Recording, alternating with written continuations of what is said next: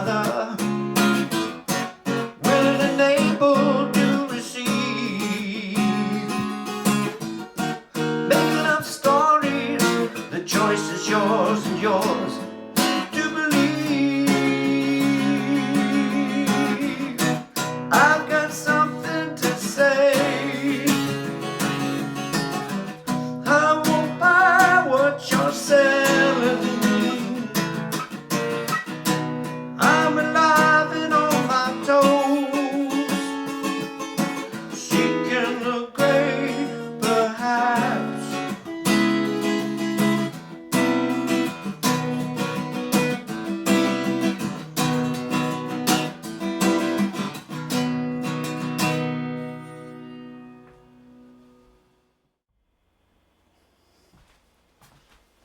I am here. Okay, I'm going to talk briefly about the creative process.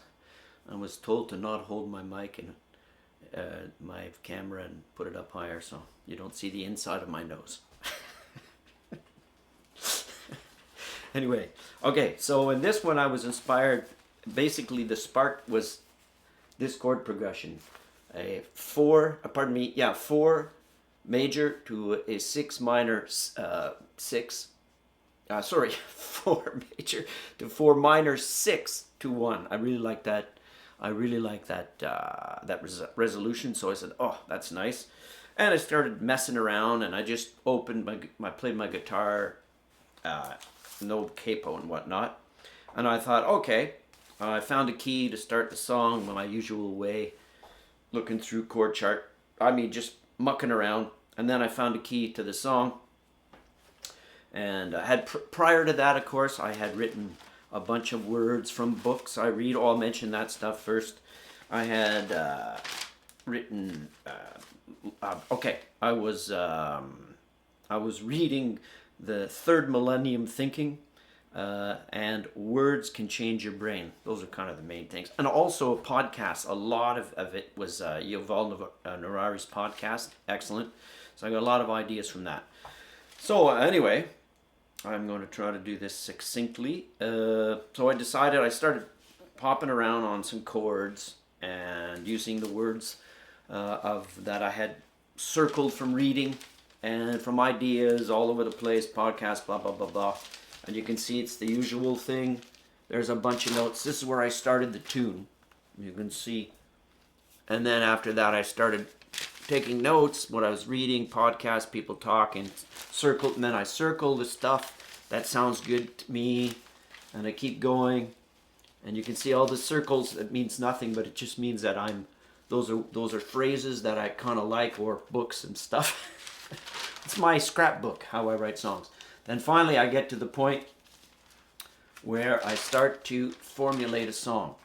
Okay, so anyway, what I had done, I'm getting a little scrambly here because I don't rehearse any of this stuff. I just finished recording, I can't remember what I just finished. The Great Perhaps. So this is about the Great Perhaps. And so I screwing around with chords and I use my ear to hear, oh, that sounds nice. And I go, what is that feeling? Okay, and then I get a chord, I get a nice feeling. I get a nice something going or a riff, whatever it is. Oh, so then I go, where do I go from here? And I start mucking around with my chord charts that I had written out. I explained earlier, secondary dominants by parallel minors, all that stuff.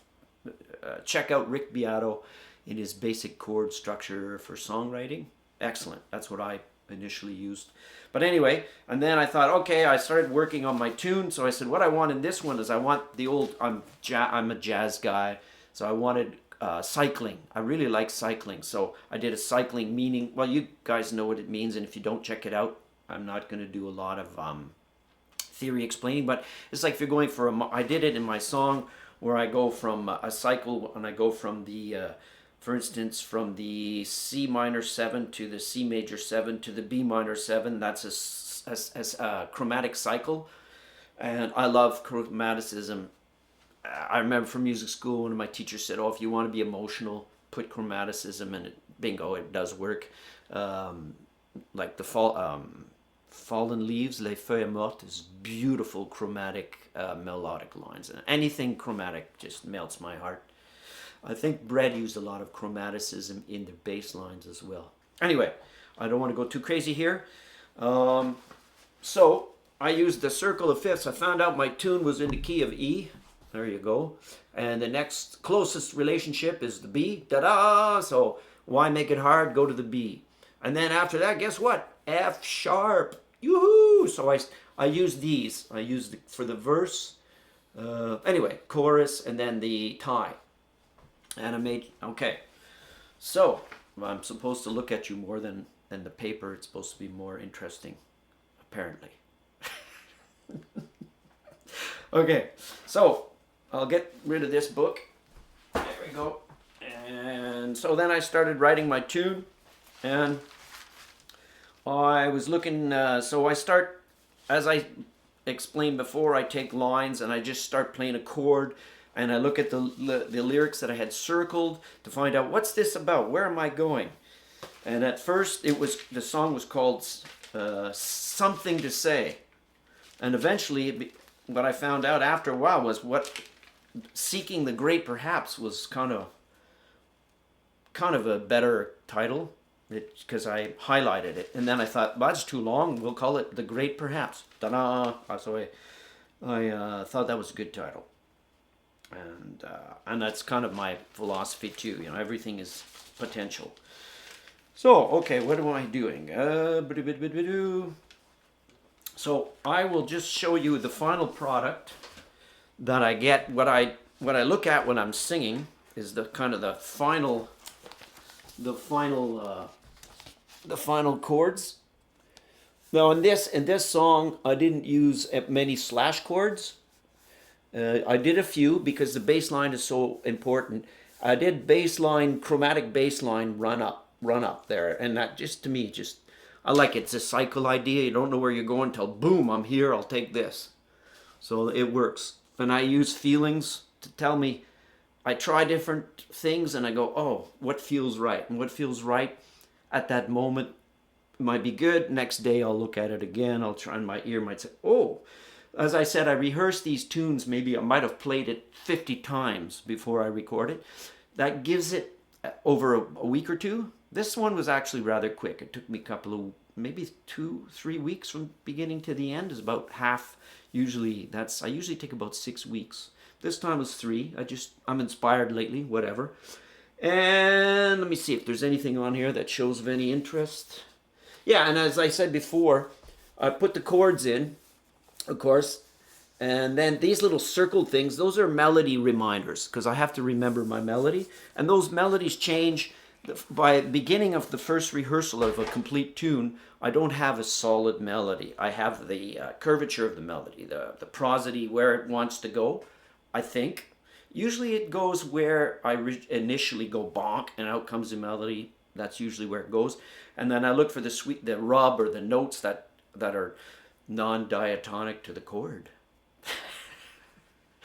They don't have to be non-diatonic. I'm not going to explain all that stuff because there's so many great people that explain that stuff. There's so many. Oh, I just watched a great video. Now, what's his name? It'll come to me. It was about AI. It's about an hour-and-a-half documentary kind of about AI. It's one of those great instrumentalists, teachers on the internet. I don't know why I can't remember it right away, but it's fantastic. Anyway, so my ideas here came from AI. I'm working on AI, and my next tunes are going to be about AI and the whole fakeness of it, and it's the craziness of it, the change in the music world. And again, the great thing about my situation is I don't have to make a living with music, so I can just do what a 63-year-old guy wants to do. I don't have to worry about selling anything. And it looks good. I want to be genuine, so that's what I'm trying to do. Okay, so what else can I say about this tune? Yes, I do a cycle of fifths. So I go in the verse, I do it in E, and then I go to the fourth, the B chord for the first chord of of the chorus. Now I don't have my chord charts in front of me, and I'm not fast on my feet here, thinking on my feet. But I went to the B. Then when I was thinking, I need a bridge. It needs to go somewhere and just, bridges are beautiful for refreshing the palette. So the bridge, I went up another fifth. I said, oh, that F sharp just feels good. I did the cycle down, and I went, where should I? The F sharp it felt right because it's a fifth above the B. B, C, D, E, S. Okay. I see, these are my tools. No computers when I write. Okay, so I want to be succinct, and so I'll show you when I finally, before I do my final tune, I have this is my second to final rough draft, and there's some sunshine here, and that's, when I start working out the melody, you see. Melody is king, always for me. I mean, this is just my philosophy. Whatever, it's a lot of people's philosophy. Melody is king. So melody is so important. Lyrics. And the funny thing about lyrics is I'm a singer, sort of. So it takes a while before, it took me about 30 years to say I was a singer. I'm still not sure. But anyway, I like to sing. I like it. I never cared about lyrics. I was singing in rock bands, and I didn't even know what I was singing about. I just, the Stones, I'd be, hey, I didn't know I kind of didn't really know. I did a little bit. I kind of, oh, that's cool, It's like, okay, I get it. But I didn't care what the message was. It's just feeling. And so now, as a songwriter, I have to care about the words. And it's funny, I'm starting to read poetry, and I never appreciated poetry, ever. But now that I write words, they matter, and, well, that's the way it goes.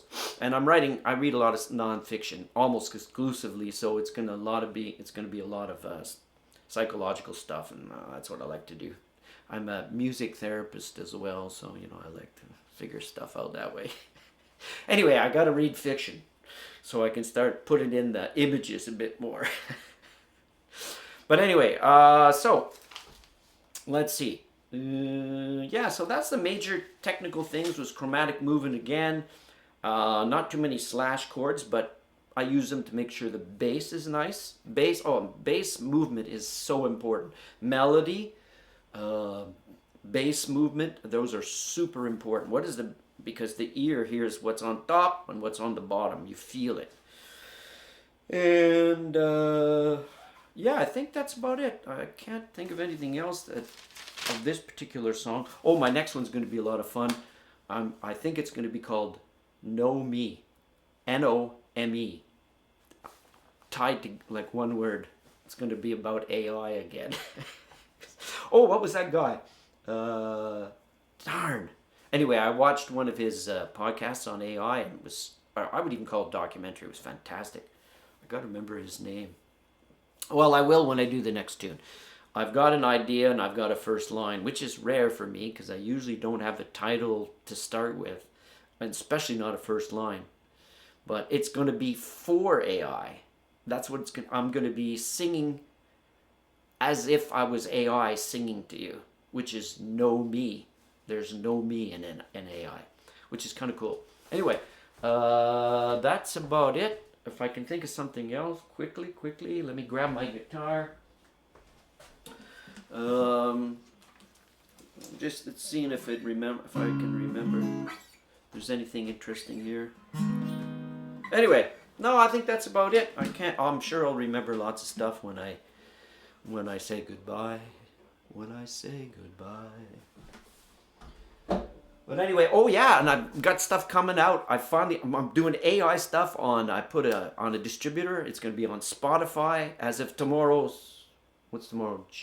February 7th, I think. Oh, there's a little coccinelle.